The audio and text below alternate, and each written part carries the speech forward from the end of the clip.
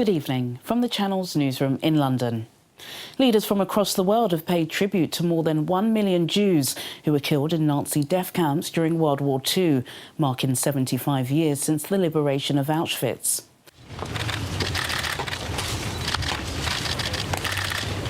The presidents of Israel and Poland were joined by survivors and family members of victims during a wreath-laying ceremony at the monument of Witold Pilecki.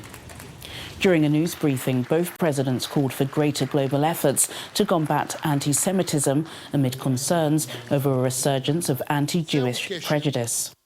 אין תחליף ליום הזיכרון הבינלאומי הזה על אדמת אושוויץ, אתר הזיכרון. אין תחליף למעמד הזה שמגלם את ההבטחה לא נשכח. לטוב ולרע, העם היהודי הוא עם זוכר. The US military has joined an investigation into a plane that crashed in eastern Afghanistan. Local officials initially said the aircraft belonged to state-owned airline Ariana, but the airline denied this, prompting questions about the origin of the aircraft and the cause of the crash. Taliban social media accounts posted footage of what it said was the plane with US Air Force markings.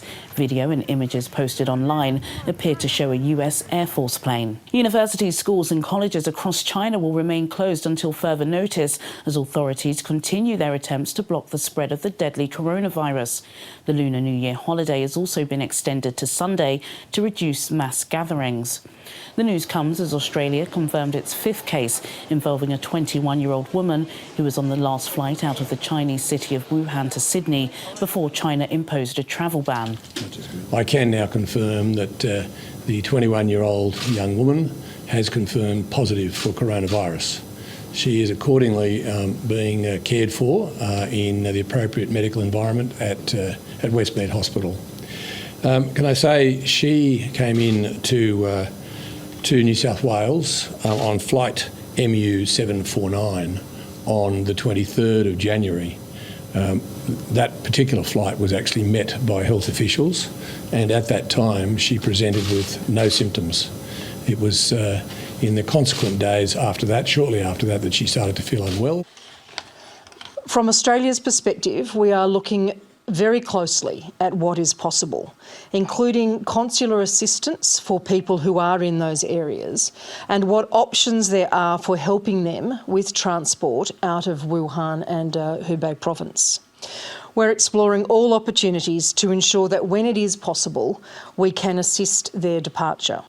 In nearby India, a sixth suspected case has also emerged.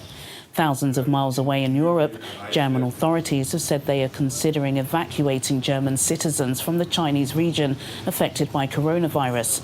Preventing a global pandemic is the main concern for public health officials. Tributes have been pouring in from across the world following the death of retired NBA sports star Kobe Bryant, who was killed in a helicopter crash near Los Angeles, along with his 13-year-old daughter and 7 others on board. He meant everything, especially like in the sports in general. Like as an athlete, like Kobe is a name that everyone heard of. He was really good at what he did. He was a very good person in general. He did a lot of charity, so it's a very big loss in general. How are you feeling? Very sad, especially because his daughter was with him. And, she was young as well. US Republican Senator Mitt Romney has said that it was increasingly likely that at least 4 Republican senators would join Democrats in calling for John Bolton, the former White House National Security Advisor, to testify in the Senate impeachment trial of US President Donald Trump. I think it's increasingly likely that other Republicans will join those of us who think we should hear from John Bolton, and whether there are other witnesses and documents, well, that's another matter. But I think John Bolton's relevance to our decision has become increasingly clear. And finally, if you're a coffee lover, this new unique ingredient may tickle your taste buds. Believe it or not, Bat Spit coffee has become a huge hit with Madagascar consumers, and the premium rare bean is the brainchild of father and agricultural entrepreneur Jacques Ramala. It is also the first time that such a coffee is being produced in Africa. Wild bats chewing on ripe coffee berries results in a reaction between their digestive fluids and outside air that gives a unique smooth flavour, according to those who can't get enough of it. And that's your international news around the world in 5.